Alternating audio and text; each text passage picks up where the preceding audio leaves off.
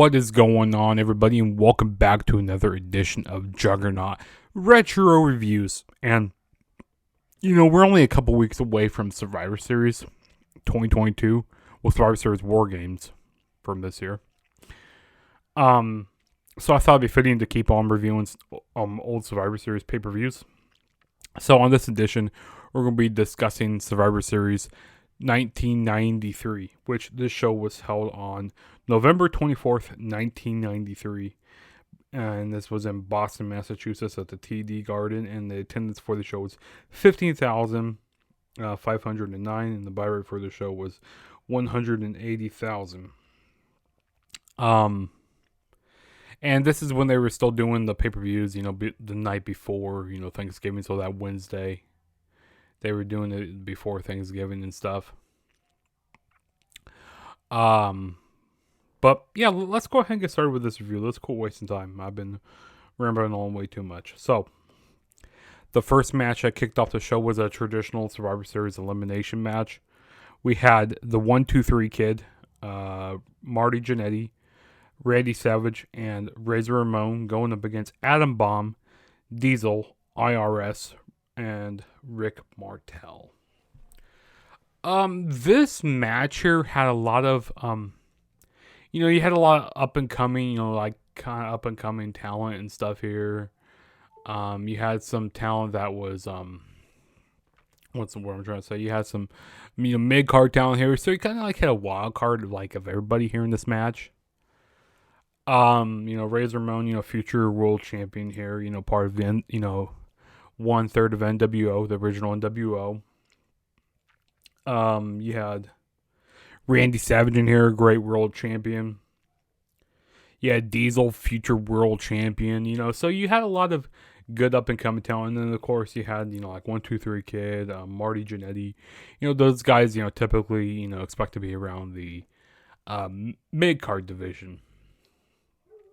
And, really shockingly, I was surprised that the sole survivors for this match were 1-2-3 Kid and Marty Jannetty. They both. It was 1-2-3. I think, no, it was Marty Jannetty. He did a roll up. He did a sunset flip onto. I can't remember who was on exactly. But he did a sunset flip onto someone during the match. Maybe it was IRS or something, or Rick Martel. But yeah, did a sunset flip and then got rid of them. And then 1-2-3 Kid did a dive in the ring, did another sunset flip. And like I said, I think it was either IRS or Rick Martel, one of those guys. Or maybe it was Adam. It wasn't Adam Bomb because he got eliminated earlier in the match. So it wasn't him. But yeah, 1-2-3 Kid did a sunset flip into the ring and got to 1-2-3. So the winners of the match were 1-2-3 Kid, Marty Jannetty, Randy Savage, and Razor Ramon. But the sole survivors for this match were 1-2-3 Kid and Marty Jannetty. Like I said, really shocking. Two guys that you expect to be around the mid card. You don't expect them to be being the sole survivors and stuff, especially this time. And also Randy Savage, he was just thrown on this team, because Tatanka, he got taken out something on Superstars. So Razor Ramon announced that this guy Ooze is with Macho, and announced that Macho Man was going to be on the team.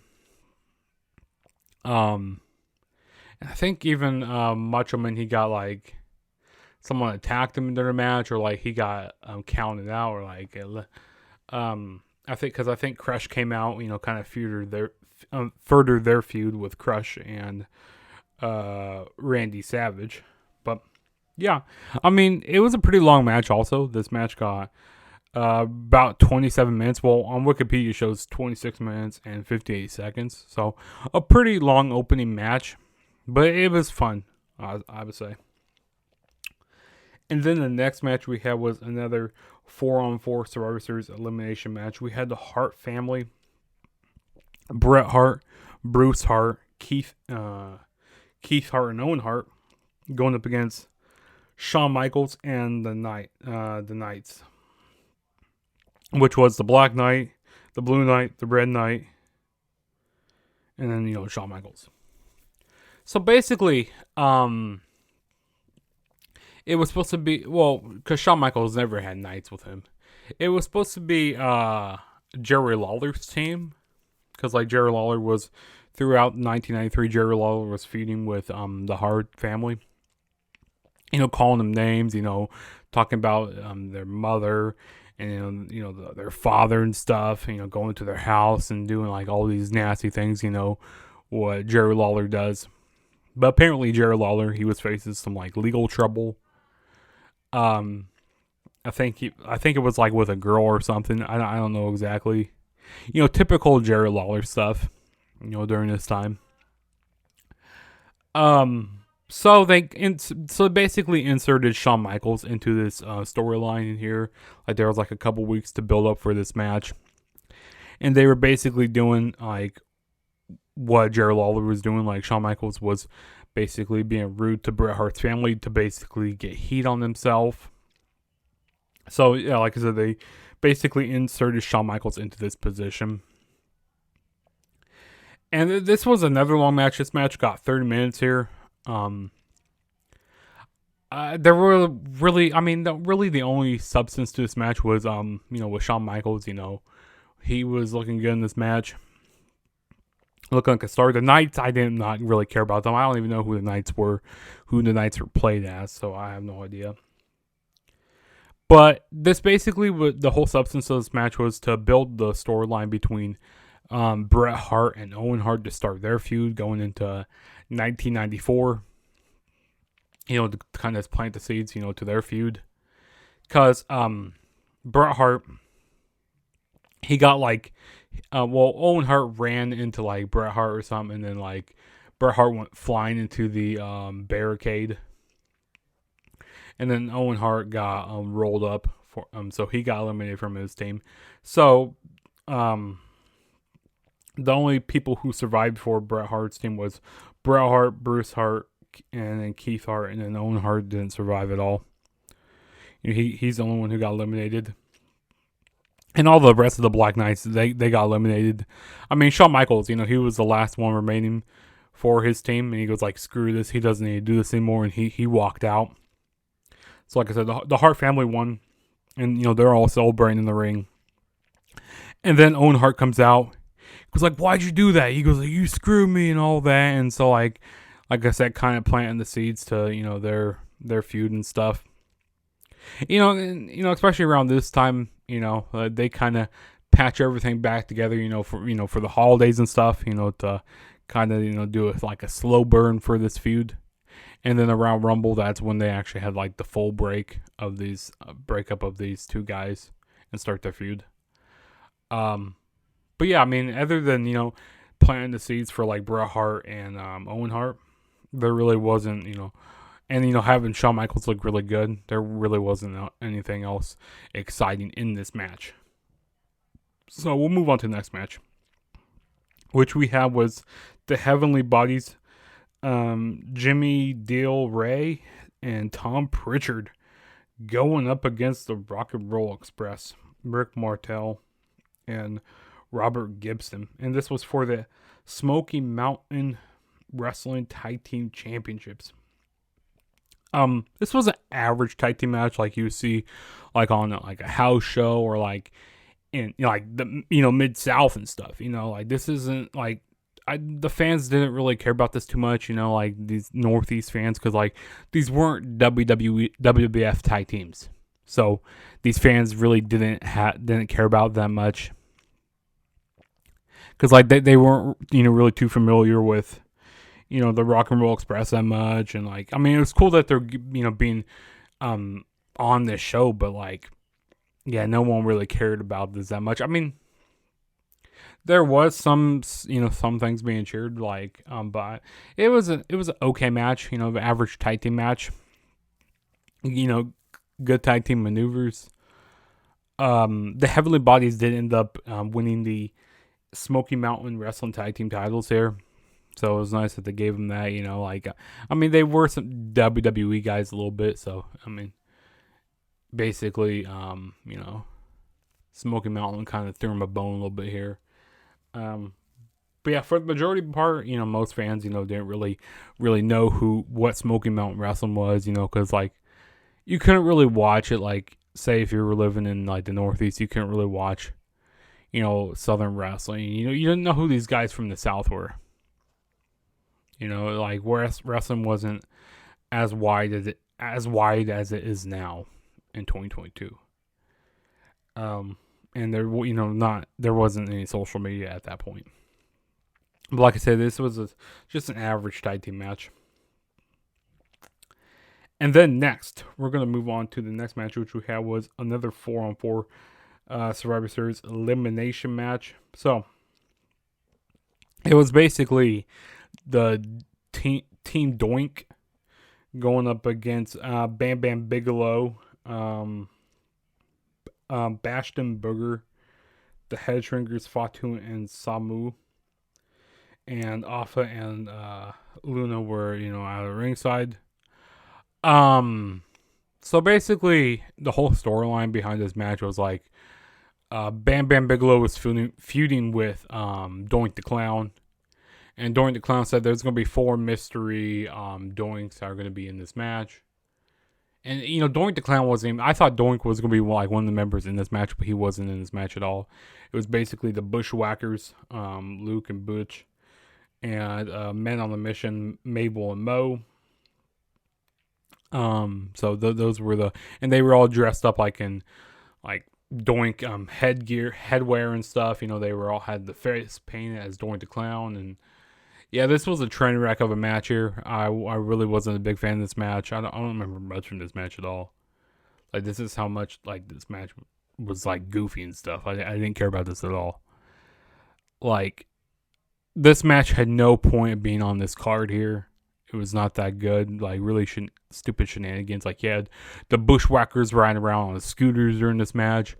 You had Mabel and Mo, rapping, going, hey, oh, or, doing crazy stuff.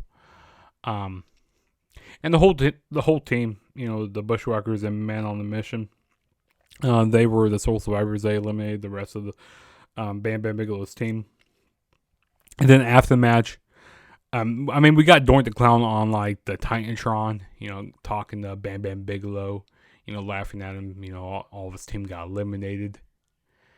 And basically, the ending came when Bam Bam. Well, it was like everybody did like a doggy, like hopped on Bam Bam Bigelow. All the Bushwhackers and Mabel Mo, they all jumped on Bam Bam Bigelow to get the 1, 2, 3. Yeah, this is a terrible match. Not even worth checking out this match at all, to be honest. And then next match we have was the main event. So there were only five matches on this card. But we had the All-Americans, Lex Luger, the Steiner brothers, Rick Steiner and Scott Steiner, and the Undertaker going up against the Foreign Fanatics. Crush, the Quebecer, Jacques, and I'm gonna screw his name up, but Borge or Borge. I don't even know how to pronounce his name exactly. He's a foreigner, and Yokozuna. So basically, during this time we had, Lex Luger. He was still doing, he was still on, heavily on top. Was he the WWF champion at this point? No, it was Yokozuna. Yokozuna was the WWF champion, of course. But Lex Luger, he was still, kind of being in that role of like Hulk Hogan and stuff, like, this is like an equivalent to like Hulk Hogan going up against like Andre or like Macho Man or, starting to feud with somebody. So they were still, heavily pushing Lex Luger at this time, being like all American and stuff. And Undertaker, this was basically the time where they were starting to plant the seeds with the feud between Undertaker and Yokozuna, because both of them eliminated each other in the match. So they had that there, which was kind of weird having Undertaker be the guy on their team. Because, like, who was it? Was it Tatanka? Maybe, yeah, I think it was Tatanka got taken out of this match here. I don't know exactly remember, but it was somebody who got taken out, and they picked Undertaker to be the guy. Which you never thought Undertaker. You thought Undertaker during his time, him being like a lone wolf, not being with anybody. You never expected him to be like patriotic and be helping out the USA and helping out a team and stuff. But he was, which was quite odd. Excuse me. The Steiner brothers, they did some alright stuff in this match. Crush, he kind of, like I said, we saw him earlier in the night, trying to distract Macho Man. And you had Macho Man come out and, kind of feud their feud between Crush and Macho Man. You had that going there. What else? You had Borage, if I'm saying that name right. Sorry if I'm saying that wrong. He was going to be the next guy to be fed to Lex Luger here. They were trying to make him like a big legitimate, threat to like Lex Luger and stuff, but he really wasn't going anywhere in the WWF, so he didn't really do much. They just were trying to build him up to make him be a legit competitor to Lex Luger. And what else happened in this match? I mean, the All-Americans won. I mean, this was a better. This felt like a bigger main event, traditional Survivor Series elimination match than years past have felt. Especially 1991, the one I just reviewed. That one, you had the Legion of Doom and I can't remember who else was a part of that match, but you had that team and going up against some nobodies that didn't even need to be a Survivor Series who need to be in the main event. But this match here felt like more of a main event match, if that makes any sense. You had some bigger names here, like I said, Lex Luger, The Undertaker. You had some feuds getting built up between Undertaker and Yokozuna. And then a year later, we have Undertaker and Yokozuna in a casket match, which that's the Survivor Series I'm going to be reviewing next, which is 1994. So I'm going to be excited to be reviewing that here next for you. But yeah, I mean, the All-Americans won the match, send the crowd home happy. It was an alright match.